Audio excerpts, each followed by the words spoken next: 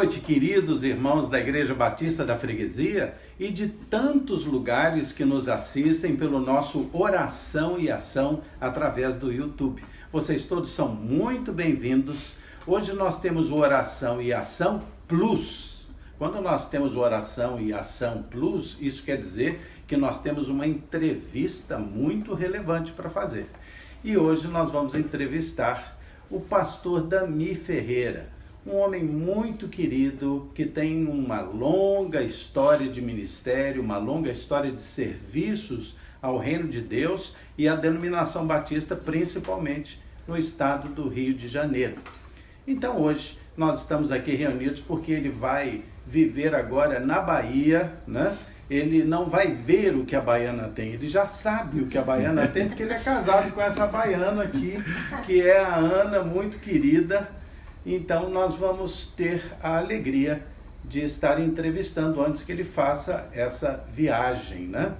Então nós vamos agora orar, agradecer a Deus por tudo que ele tem feito na nossa vida. O pastor Dami é muito importante na minha vida, na vida da minha esposa, ele nos casou. Nós vamos orar e depois a palavra estará com aqueles que estiverem fazendo perguntas para ele aqui. Como nós estamos com uma câmera só ele vai aparecer junto com Ana, mas nós em off estaremos fazendo as perguntas, ok? Vamos então orar. Senhor Deus, muito obrigado, Senhor, pelo teu amor, pela tua bondade. Perdoa, Senhor, os nossos pecados. Abençoa, Senhor, eu te peço, os enfermos, Senhor, tem misericórdia deles, traz cura, Senhor, eu te suplico. Agradecemos pelos aniversariantes, Senhor, que têm agradecido também a Ti por estarem com saúde. Abençoa o nosso país, Pai, eu te suplico. E hoje eu suplico que o Senhor esteja ungindo o pastor Dami Ferreira com o Santo Espírito, Senhor, trazendo esta palavra de entrevista, mas também de compartilhamento de vida, de testemunho, que seja bênção na vida de todos nós. Tudo isso te suplico e agradeço em nome de Jesus. Amém. Bom, vamos começar com o ministério, porque o mestre tem um ministério diferente, né?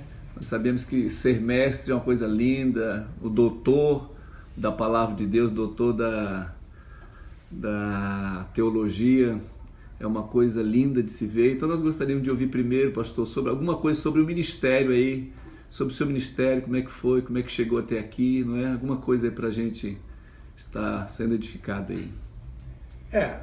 Muito prazer estar aqui com os irmãos e compartilhar nesse ambiente assim bem descontraído. A palavra de Deus nos mostra que há diversos tipos de ministérios, né? Então, há ministério pastoral, há ministério de evangelismo, e há ministério de caridade, e vai por aí afora. Eu me dediquei bastante ao ministério pastoral. Eu acho que o mundo hoje precisa de pastores e não de mercenários e não de empresários. Tem muito empresário por aí tentando ser pastor. O mundo precisa de pastor, aquele que desce, que quer ficar com as ovelhas, né? Que quer sentir o cheiro das ovelhas, as ovelhas sentem o cheiro deles. Aqueles que, com a própria presença no meio do rebanho, pode espantar o lobo, né, que é o grande inimigo das nossas almas. Então eu me dediquei a isto.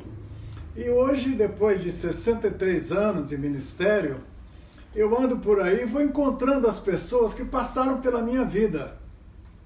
E vejo resultados. Os resultados são maravilhosos. Eu me surpreendo com os resultados que eu vejo que eu nem sabia. Então, eu me alegro muito com esse trabalho que eu pude fazer. Por exemplo, alguns pastores tiveram cuidado de registrar quantos batismos fizeram. Eu não tive esse cuidado. Não consegui registrar nem guardar nomes de todo mundo. Mas de vez em quando eu estou encontrando aí pessoas que passaram pela minha vida.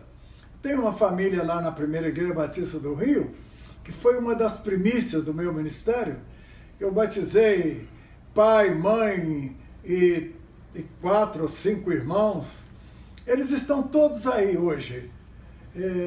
Apenas um saiu, se perdeu, não sei porquê. Por enquanto, né? Um deles, né? Se perdeu. Mas não foi por falta de ajuda. Mas eles estão lá na primeira igreja, são membros valiosos e festejam a data de aniversário. Estão fazendo agora 60 anos de batizados. Que bacana. 60 anos que eu os batizei. Alguns já foram para a glória, pai, mãe, já foi para a glória. Mas são os resultados. Então, eu encontro aí, outro dia tinha uma enfermeira lá visitando lá em casa, daqui, da igreja de Duas Praias, estava contando que quando eu era pastor aí em Tauá, ela começou a assistir, ela se converteu, mas a pessoa, foi o marido dela, né? Foi o marido, não queria que ela se batizasse, e eu fui lá visitá-la, para convencer o marido dela que deveria deixá-la se batizar. Aí, ela estava dizendo o seguinte, que o que encantou foi que eu, o pastor da minha Ferreira, fui lá no barraquinho dela, sentei lá, conversei com ela, com todo mundo. Isso para mim é normal, eu fiz isso por aí afora, fiz isso pelo mundo, eu andei por 20 países do mundo, pastoreei 10 anos nos Estados Unidos, nas mais diversas comunidades americanas. Então, para mim, foi realmente uma grande bênção. Amém. Agora, eu sou apaixonado pela sua literatura. Então, eu gostaria que o senhor falasse um pouquinho sobre os livros, né? A literatura que tem produzido, que já produziu, que vai produzir ainda. Estou sabendo de novidades aí. O primeiro livro meu foi Evangelismo Total. Hoje é um grupo enorme de pastores de todas as denominações que aprenderam a evangelizar no meu livro. E também a fazer programa de rádio. Meu livro de evangelismo ensina também a fazer programa de rádio, né? Esse livro está esgotado. Foi lançado em português e em espanhol nos Estados Unidos e anda por toda a América Latina até hoje. Lá ele não está esgotado não, ele continua. O livro Ecologia na Bíblia foi o segundo livro.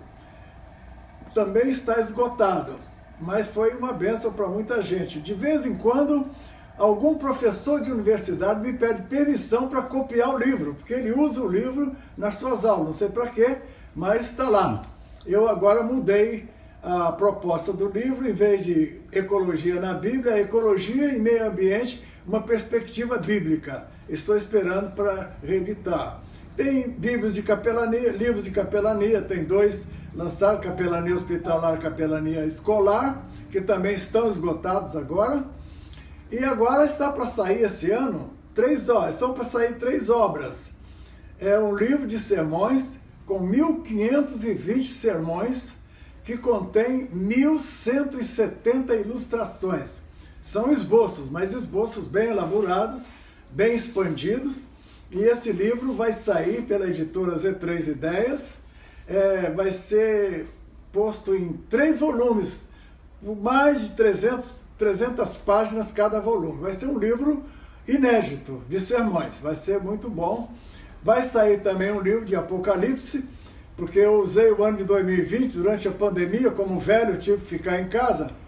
Então eu trabalhei. Eu tinha uma boa literatura americana que eu mandei vir de lá, sobre esses problemas de Apocalipse, principalmente os Deixados para Trás, aquela série, aquela novela, né? Então eu trabalhei o ano inteiro e produzi uma interpretação completa do livro de Apocalipse, e dei o nome do livro, O Apocalipse de João, Fácil de Entender. Vai sair um livrinho sobre oração, a sala de espera de oração, e vai sair também um resumo, um livro de bolso sobre audiovida, esse programa de 2 minutos que eu ando jogando aí pro WhatsApp. Ok. Essas perguntas até aqui foram feitas pelo pastor Reginaldo, da Igreja Batista do Bancários. Agora eu gostaria de fazer uma outra pergunta para vocês, principalmente aqui para o pastor. Nós temos como a Bíblia a nossa regra de conduta e fé, né? E nós temos visto alguns pastores, às vezes pastores de renome dentro do cenário nacional, que começam a dizer que a Bíblia precisa ser reescrita, reinterpretada.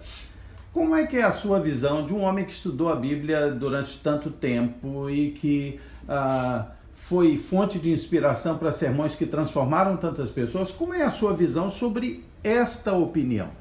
Essa opinião é completamente equivocada. Aliás, existe um pastor batista em São Paulo que, para ajudar essa questão de homossexualismo, disse que a Bíblia precisava ser alterada, precisava ser reformada. Ninguém pode reformar a Bíblia, ninguém. A Bíblia é o livro. Aliás, Apocalipse fechou a Bíblia, e lá está escrito que não pode ser acrescentado e nem tirado nada da Bíblia. Então ninguém pode mexer na Bíblia. A Bíblia é intocável. Nós temos que aceitar a Bíblia como ela está e aprender a melhor maneira de interpretá-la. O que falta hoje é uma sabedoria na interpretação da Bíblia. A hermenêutica é uma ciência maravilhosa. Se bem aplicada, ela nos leva ao caminho da vida.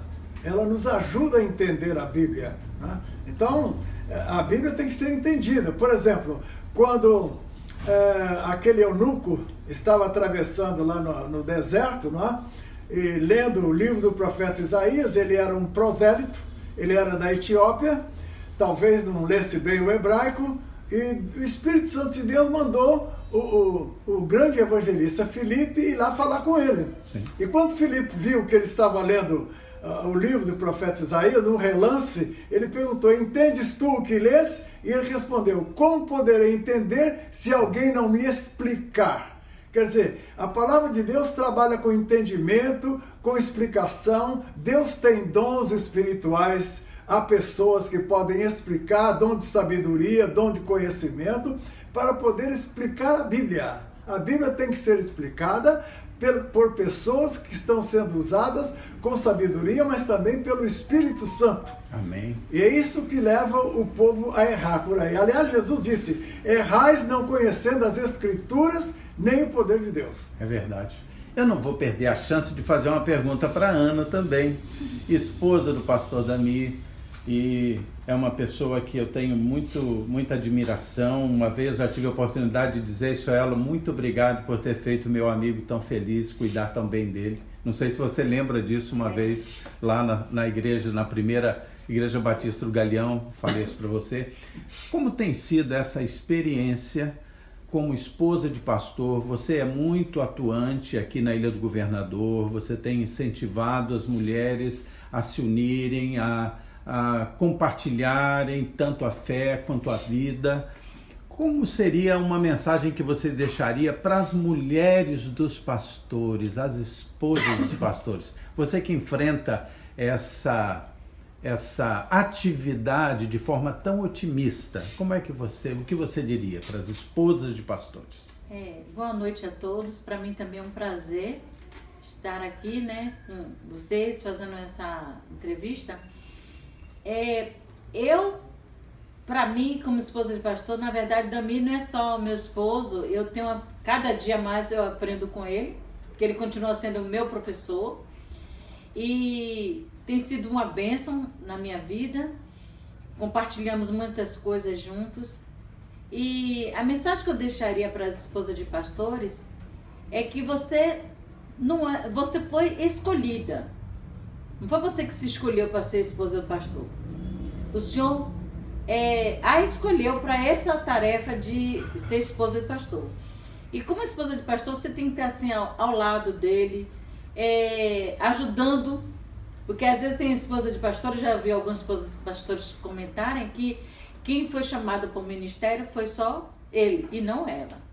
Então, os dois têm que estar trabalhando, né, na obra do Senhor, um auxiliando o outro e enfrentando os problemas da igreja, porque quando os problemas chegam, e se você não estiver assim, ligada junto com o seu esposo, ele sozinho vai enfrentar o problema da igreja sozinho. E quando você está do lado dele, você pode não só opinar, mas também pode orar. E muitas vezes vemos que os nossos maridos, né, como pastor, passam problemas na igreja, eles sofrem. Porque pastor é um homem que também sente dores, chora, sofre. Eles não são super-homens, né? Então a mulher de pastor está ali para ajudar, orar, principalmente pelo ministério do seu esposo. Então o apelo que eu faço é esse, que você foi escolhida. No meio de tantas na igreja ou na comunidade, foi você que Deus escolheu. E se Deus escolheu você para ser esposa de pastor, é porque Ele confia em você. Sabe que pode contar com você nessa obra, nessa grande obra que é ser esposa de pastor. Ok. Queria fazer mais uma pergunta a você. Mais umazinha. Nós vivemos uma realidade dentro da sociedade do Rio de Janeiro. Nós temos muitas comunidades, são muitas comunidades, se não me engano, há cadastradas no Rio de Janeiro mais de 1000 comunidades, aglomerações comunitárias, né? E a realidade é que estudos mostram que mais de 80% das famílias simples estão sendo dirigidas, estão sendo amparadas, sustentadas por mulheres. A figura masculina se ausentou muito das casas mais simples. Muitos abandonaram os lares, muitos estão presos, muitos morreram. Há uma diversidade muito grande, mas a questão é, pelos mais variados motivos, que 80% ou mais das residências em comunidade tem como esteio central a mulher. Muito bem, dentro da palavra de Deus nós sabemos que o homem deve ter uma situação de liderar espiritualmente sua casa, de ser alguém que ampara, mas e quando isso falha? Como fica a mulher dentro da liderança espiritual do seu lar? Tão difícil é essa situação. A mulher pode ser a líder espiritual da sua casa? Sim, pode, porque eu por muitos anos fui a líder espiritual do meu lar. Porque eu fui casada, meu primeiro casamento, meu esposo foi embora e me deixou com um filho de 2 meses. Não foi 2 anos, nem 20, foi 2 meses. E eu fui a líder espiritual do meu lar. Eu, desde cedo, eu ensinei ao meu filho, primeiro, a perdoar o pai. Nunca joguei o meu filho contra o pai. E não permiti que ninguém fizesse isso. Eu dizia assim, que ele ia crescer e entender, né, quem era o pai dele. E foi isso que aconteceu. Nunca fiz isso. Segundo, eu levei a meu filho a conhecer a palavra de Deus. Nós tínhamos culto doméstico em casa. E meu filho aprendeu desde cedo a evangelizar, a distribuir folheto, a participar dos cultos. Então a mulher pode sim ser o guia espiritual do seu lar. Aliás, a mulher tem algo que o homem não tem. A mulher vê assim muito além, é algo assim diferente, que eu nem sei explicar. Mas Deus nos tem assim dado essa condição, nos preparado para essa missão. De ser líder em casa, de mostrar a verdade aos nossos filhos. Tem as Déboras, mães de joelhos, filhos de pé. E hoje nossos filhos estão de pés, não só o meu, mas muitos estão aí, que foram abandonados pelos maridos. Os filhos estão de pé exatamente por isso, que elas estão ali pagando o preço da oração. Elas não abrem mão, elas não desistem dos filhos dela. Amém. Elas fazem tudo por esse filho, orando, aconselhando. E se alguns estão fora do caminho, 90% da culpa não é nossa. É porque ele mesmo não quis. Fez uma opção. Ele fez a opção dele, né?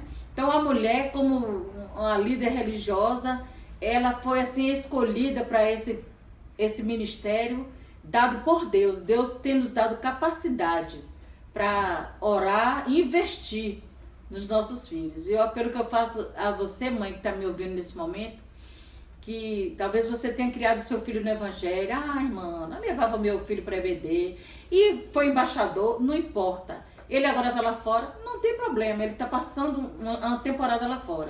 Mas filho de oração não se perde, não desista do seu filho. Na hora e no tempo de Deus ele vai voltar, porque ele é filho da promessa. Amém. Ele não é qualquer um, ele é filho da promessa. E filho da promessa não se perde. Amém. Deus.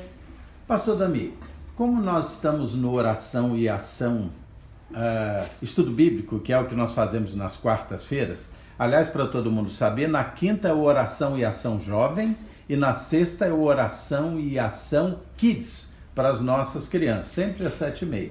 Mas muito bem, estamos no oração e ação estudo bíblico, queria lhe perguntar uma coisa. Eu considero a Bíblia algo tão maravilhoso de nos emocionar só de saber que Deus deixou a sua palavra revelada ali para nós, né? O senhor já pregou muitos sermões, vai fazer um livro agora com mais de 1.500 sermões, mas certamente pregou muito mais do que isso. Eu queria que você compartilhasse conosco alguma experiência de leitura bíblica ou de estar preparando um sermão e Deus falar tão fortemente que isso tomou conta de você, que isso foi algo maravilhoso. Que experiência você nos contaria de estudo da Bíblia, de preparação de um sermão, de leitura da Bíblia e a grande representação que aquilo teve naquele momento na sua vida e naqueles que ouviram a palavra?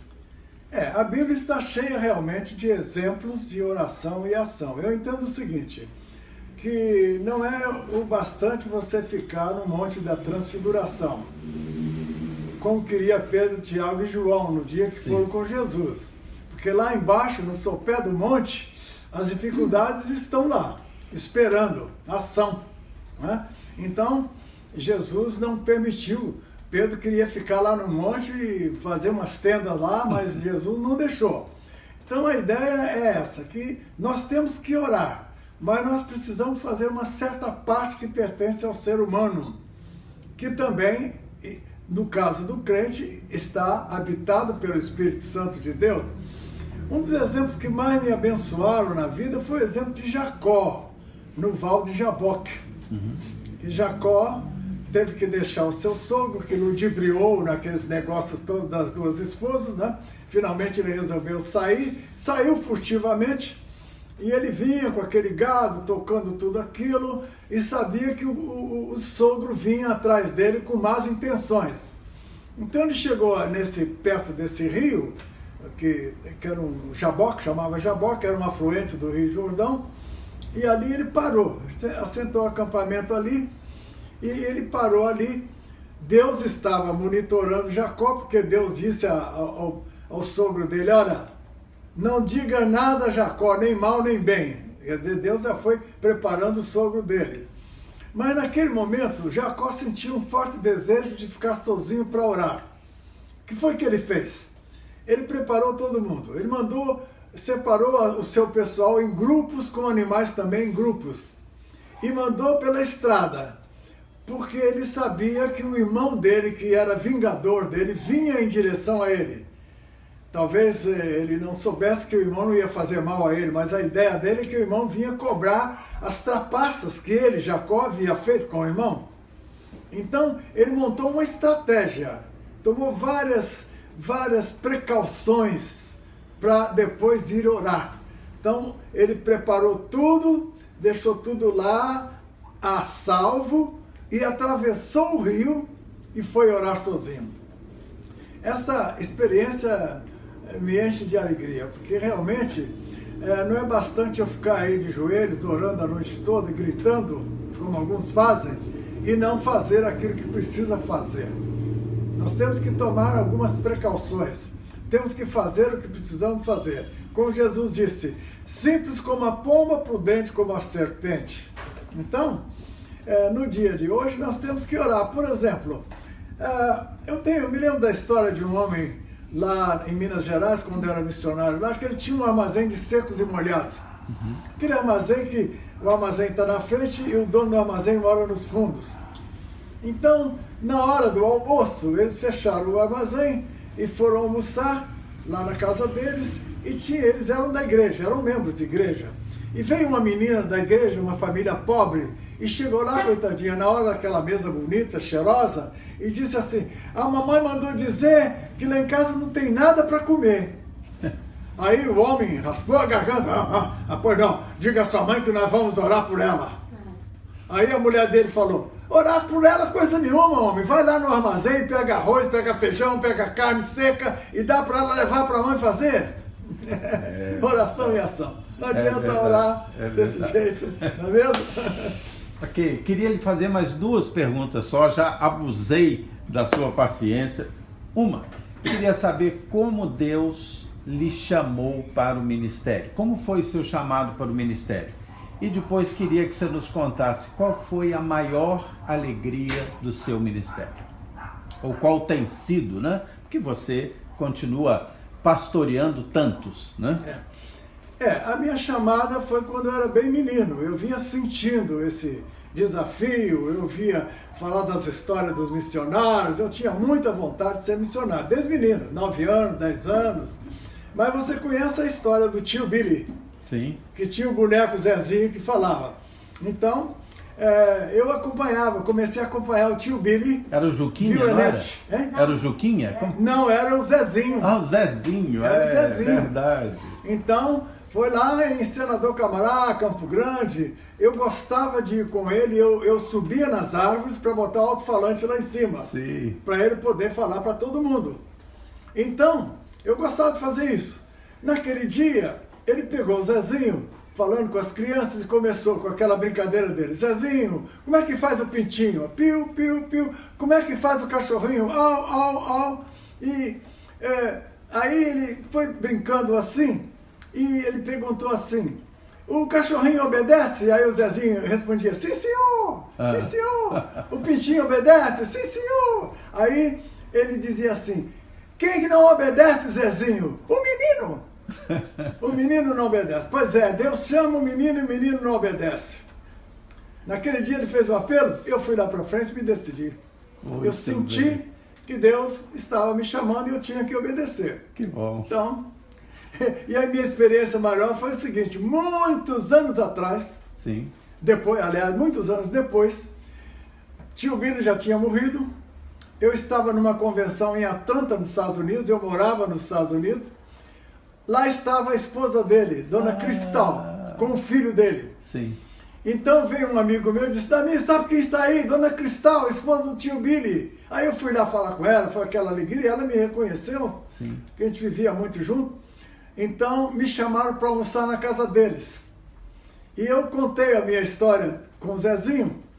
Aí o filho dela foi lá no quarto e trouxe o Zezinho. Ah, que lindo. Tirou o Zezinho e trouxe o Zezinho para mim. Ah. E eu, desde menino, tinha vontade de ver como é que ele fazia para mexer o Zezinho. Naquele dia eu peguei o Zezinho pelas costas, estava cheio de arame, barbante, tudo ali.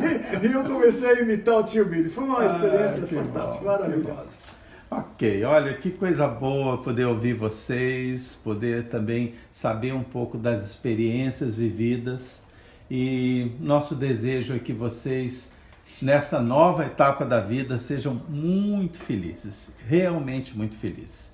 E agora eu gostaria de encerrar o programa orando por vocês, por essa nova etapa lá no Nordeste brasileiro, na terra da Ana, na Bahia, né? E eu gostaria de orar por vocês aqui junto de todos esses que certamente estão nos acompanhando, estão aqui sintonizados conosco e certamente têm amor por vocês. Então eu vou sentar aí pertinho de vocês e vou orar.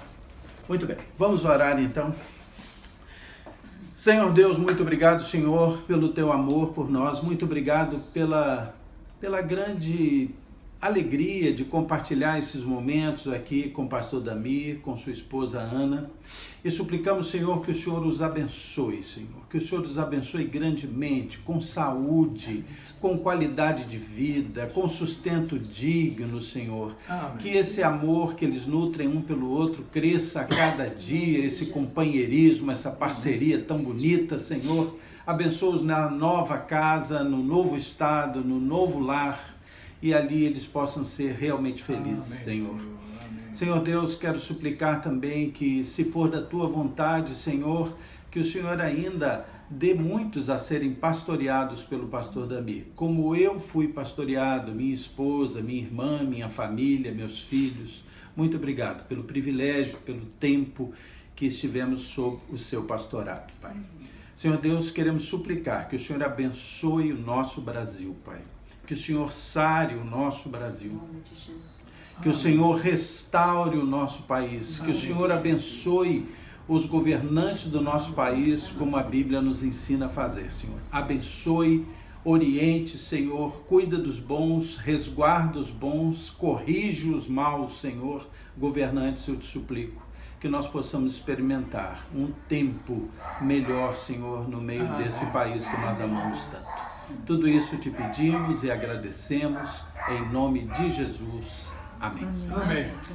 Queridos, Deus abençoe vocês. Muito obrigado porque estiveram conosco. Orem por esse casal, pastor Dami e Ana, nessa nova etapa de sua vida. E nós nos veremos agora na quinta-feira no Oração e Ação Jovem. Até lá!